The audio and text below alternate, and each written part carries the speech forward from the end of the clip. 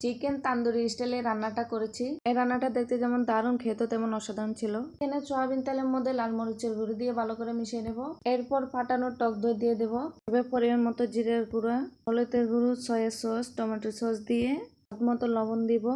এরপর আদা রসুন বাটা দিয়ে এগুলো ভালো করে মাখিয়ে নেব। আর অবশ্যই এখানে বেসন দিবেন, আমিও দিয়েছিলাম, সরি ভিডিওটা স্কিপ হয়ে গেছিল। চিকেন লেগ পিসটাকে ভালো করে মশলার সাথে মিশিয়ে 20 মিনিট রেস্টে রেখে দেব।